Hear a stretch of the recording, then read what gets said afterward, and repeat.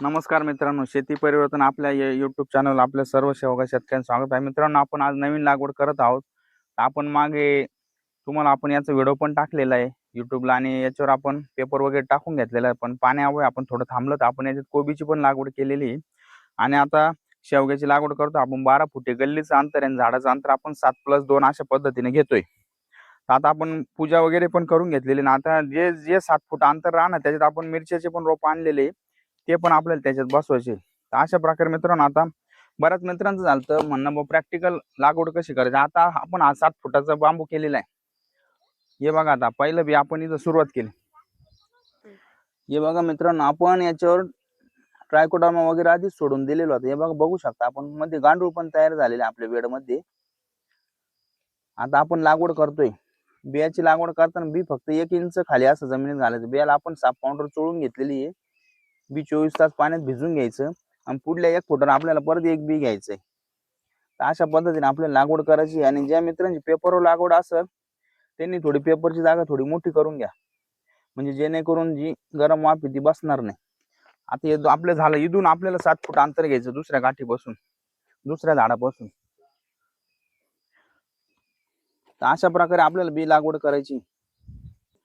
हे बघा, आपण आता दुसरं बी टोचतोय.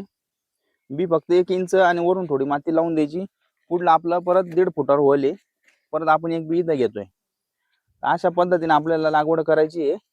बऱ्याच मित्रांचं जे म्हणणं होतं लागवड कशी करायची दुसऱ्या बियापासून, हे बघा परत आपण 7 फुटावर मोजून घेतलेलं आहे. परत इथं आपलं होल आलेलं आहे. पुढचं होल थोडं मोठं करून घ्या फक्त जागा, म्हणजे जेणेकरून झाडाला अडचण येणार नाही. अशा पद्धतीने आपल्याला लागवड करायची. हा झाला लागवडीचा विषय. आणि शेवगा लागवड करत असताना महत्वाच्या 4-5 गोष्टी आपण त्या विषयावर आता बोलणार आहे. तर मित्रांनो, हे बघा, शेवगा लागवड करताना काही एवढी अवघड अडचण नाही. हे बघा, आता आपल्या घरच्या बाया पण आता त्यांना पूर्ण माहिती त्या पद्धतीने आता लागवड करताय. त्यांना आता एक 7 फुटाची काठी करून दिलेली आहे. 7+1.5 आपण अशा पद्धतीने लावतोय. दुसऱ्या बियापासून ते कम्प्लीट 7 फूट मोजून घ्या आणि परत पुढल्या मल्चिंगच्या वॉलवरती करताय.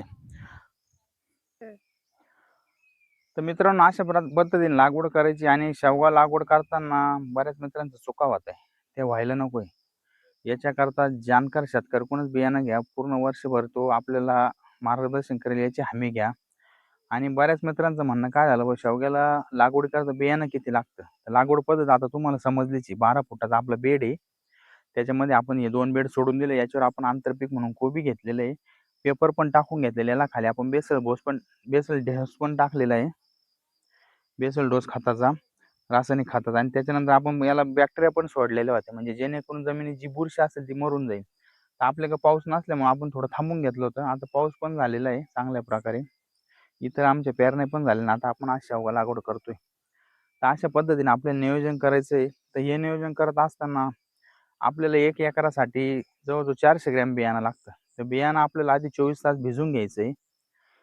24 तास भिजवल्यानंतर दुसऱ्या दिवशी वाटलं तर तुम्हाला लागवड करायची असेल, पावसाची उघड असेल तर बिंदास करू शकता. त्याला एक साफ पावडर चोळून घ्यायची 100 ते 50 ग्रॅम या प्रकारे. आणि त्याच्यानंतर समजा वाटलं बऱ्याच मित्रांनो आज पाऊसच चालू आहे, बी भिजत घातलेले, बी पाण्यातून काढून घ्यायचं, वल्ल्या पोत्यात गुंडवून ठेवायचं. 2 दिवस राहिलं तरी काही घाबरायचं काम नाही.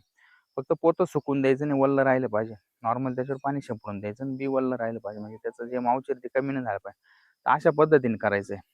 आणि 1 एकराला आपण 400 ग्रॅम बियाणं सांगितलंय.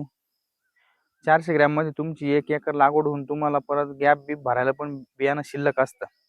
त्या हिशोबाने आपल्याला काही बी कोरडं पण ठेवायचं, किंवा जे उरलेलं ज्या मित्रांचं भिजवेल बी. तर बऱ्याच मित्रांची कॉल आहे, तर मग आता ते पिशवीत रोपं तयार करू कसं करू. तर काय करायचं, आपला जसा हा खाली बेड आहे, आता एखाद्या बेडवर काय करायचं, दर 1.5 फुटावर एक एक बी टोचायचं, म्हणजे जेणेकरून या झाडाबरोबरच ते बी उतरून जाईल. आणि ते बी उतरल्यानंतर तुमचं याच्यातलं एखादं बी गेलंय किंवा मरी झालं काही कारण असतं, समजा झाड गेलं दगावलं, तर आपल्याला हे बी आलं पावड्यानं गट्टू काढून घ्यायचंय, पूर्ण माती सगट, मुळी तुटली नाही पाहिजे. आणि तो दुसरी का आपल्या परत जिथं आपला शेवगा गेलेला एखादं झाड त्या जागेवर आपण शिफ्ट करू शकतो. तर अशा पद्धतीने तुमचा जो गॅप पण आहे तो पण भरून जाईल. तर अशा पद्धतीने नियोजन करायचं. आणि बी घेताना मित्रांनो क्वालिटीचं बी घ्या, सगळ्यात महत्वाचं ते राहणार आहे. बियाकडे तुम्ही 1000-2000 रुपयाकडे बघू नका, कारण बरेच मित्रांचं काय प्लॉटच नाही. बियाणं कुठून आणतं राम जाणे त्यांनाच माहिती. माझं प्रत्येक मित्राला सांगणार राहील, आमच्याकडूनच बी घेतलं पाहिजे असं आमचा कधीच आग्रह नाही. कोणाकोणा बी घ्या, कधी पण आमचं मार्गदर्शन तुम्हाला राहणार आहे. पण बियाणं हे शक्यतो शेतकऱ्याच्या प्लॉटवर जाऊन बांधावर जाऊनच तुम्ही बघा. आज तुम्ही बघू शकता आपली ओडीसी प्लस व्हरायटी आहे. आज पण शेंगा बघू शकता तुम्ही एवढ्या पावसात पण. आता आपल्याकडे जवळ 4-5 पाऊस पण झालेले आहे, तरी पण शेंगाची क्वालिटी तुम्ही बघू शकता. ती दाखवायची गरज नाही मित्रांनो. आता ते तरी मी पण तुम्हाला तेच दाखवतो. हे बघा, बघू शकता तुम्ही आपल्या शेंगांची क्वालिटी. एवढ्या पावसात पण शेंगा आपल्या तग धरून आहे आणि शेंगा पण आज पण झुकप्यातच आहे. अजून 1 महिना आपल्या शेंगा चालतील, मग याच्यावर कटिंग होणार आहे आपली. व मी तुम्हाला बागेतले निवडून झाड दाखवलं असं पण नाही, काय नाही. थोडं आपण पुढे जाऊ बागेत लागलं तर. दुसरे पण तुम्ही बघू शकता. हे बघा, थोडा फळमाशीचा अटॅक होतोय आमच्याकडे पण, पण तरी पण तुम्ही शेंगांचा लाग बघू शकता.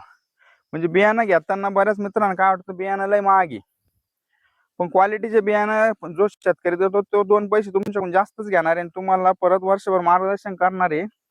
हे पण फार महत्वाचं. याच्याकरता मित्रांनो 1000-2000 रुपये का बघू नका. 1 एकर बियाला 4000 रुपये खर्च येतो तुम्हाला आणि सगळ्यात महत्त्वाचं आपलं उत्पन्न निघलं पाहिजे. अशा गोष्टी या चुकवू नका. जमीन कशी पाहिजे? जमीन मुरमाड जमीन पाहिजे शेवग्यासाठी. आपली जमीन बघू शकता, आता पाऊस झालेला पूर्ण असे मातीचे जे खडे ते वर आलेले बघू शकता. म्हणजे आपली जमीन पूर्ण मुरमाड आहे. गेले 26 वर्षापासून आपण शेवगाच करतोय. आलटून पालटून फक्त एक 5-7-8 वर्ष झाले बाग काढून परत एक 2-4 महिने त्याला गॅप देऊन आपण परत शेवगा टाकतोय. हीच जमीन आपण वापरतोय. काही अडचण नाही आजपर्यंत आपल्याला आलेली. कोणाला काही अडचण आली तर जरूर कॉल करा. आपल्याकडे बियाणं पण उपलब्ध आहे. ज्यांना लागलं त्यांना कुरिअरना पोस्टद्वारे ज्यांना भेट द्यायची ते भेट पण देऊ शकता. कॉल करून अशा प्रकारे नियोजन करा मित्रांनो. रामकृष्ण हरी. लवकरच तुमच्याकरता नवीन व्हिडिओ घेऊन येऊ.